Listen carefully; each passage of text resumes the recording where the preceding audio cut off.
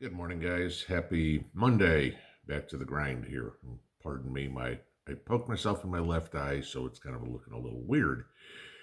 So, I want to talk about something important this morning, and no, it's not the Kennedy Center honors that get this announced or awarded Biden as the greatest speaker in American history.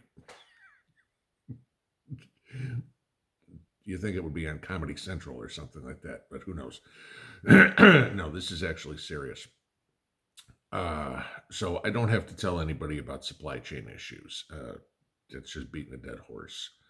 What I do want to talk about is something that is important for probably 90% of the population, and that is drug shortages again.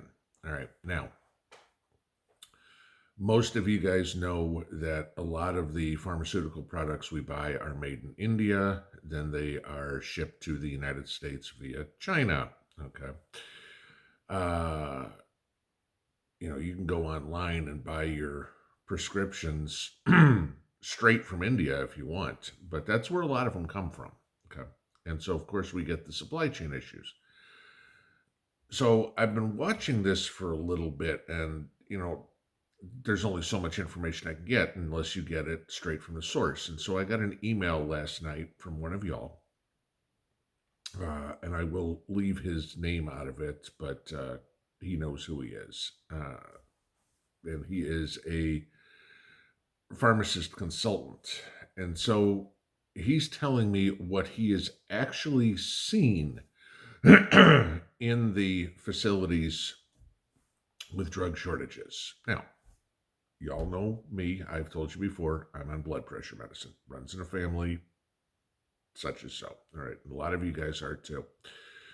But even coming out of what was up on Fox News, all right,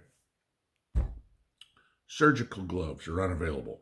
I know this because Mrs. Mountaintop Prepper works in a medical facility, and she tells me it's practically impossible to get gloves. All right. Blood draw supplies unavailable. Anti-cancer drugs unavailable. Anesthesia unavailable. Pain medicine unavailable. All right.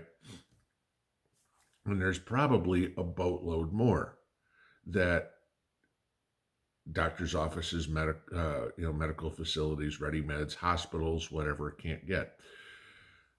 I'm going to throw this out there. Got nothing to do, but again, it's putting puzzle pieces together.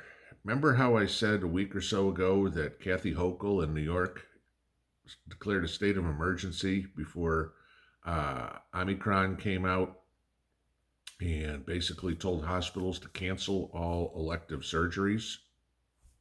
Could this have anything to do with it? All right, you're going in for, the tummy tuck or whatever the hell it would be, and there's going to be anesthesia. Gee, maybe if she knows of a shortage of anesthesia, want to save that for something else.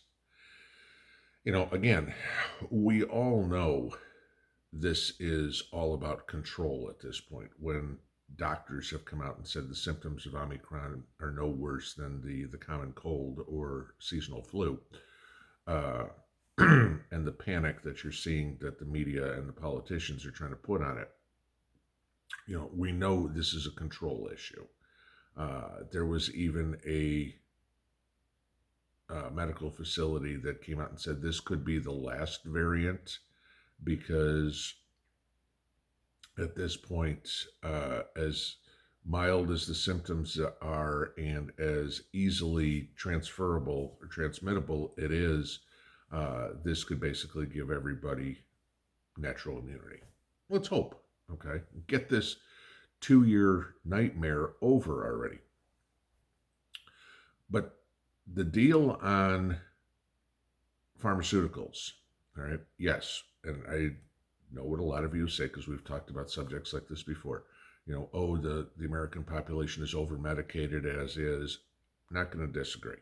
All right, it's like the answer to everything is here, take a pill. And it almost seems like people are more, rather than make the lifestyle change that they need to correct the problem, it's like, let me keep eating my 3 Big Macs a week and you know, I don't want to exercise. I'd rather just eat my Big Mac. So give me a pill that will keep my cholesterol down or something, whatever it be. Okay, you know what I'm talking about.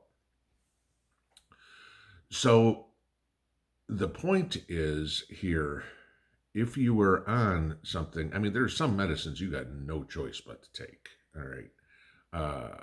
And, I do the best I can to control my blood pressure, but, obviously it's not something that you can do in 20 seconds and you're done.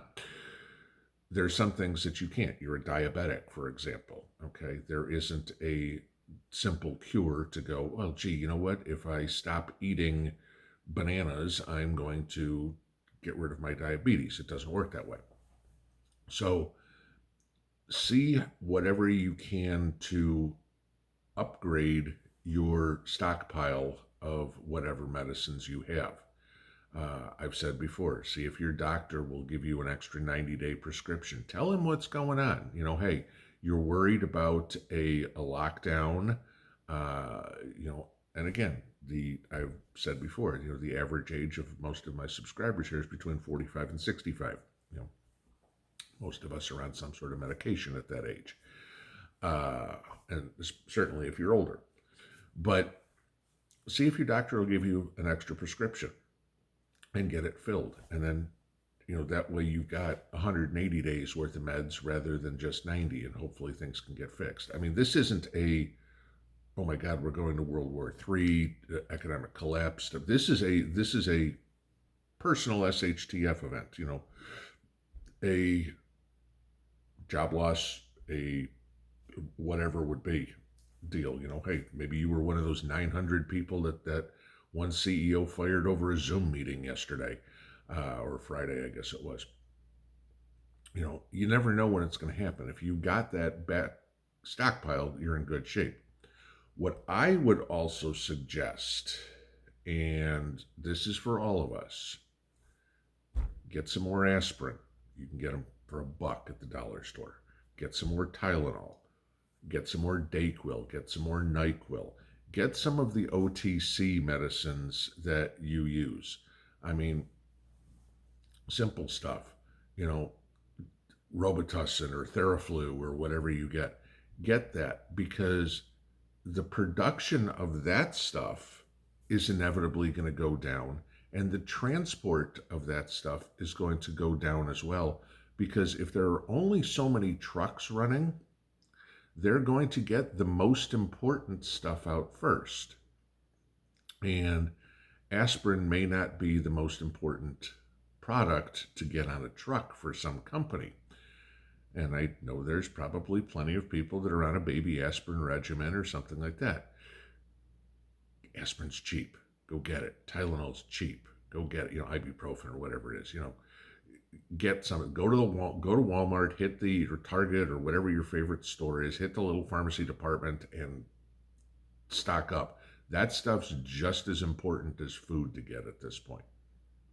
So I wanted to give you that last night. I wanted to say thank you to our one contributor here for giving me some inside info on what he sees, but it really correlates with everything that I've heard from other places and found in the media as I find it. So, all right, guys, have a good Monday. I've got to help a neighbor this morning, so I may not be around. So I don't know if anything comes up. If there's something important, I may be talking from the car. So have a good one.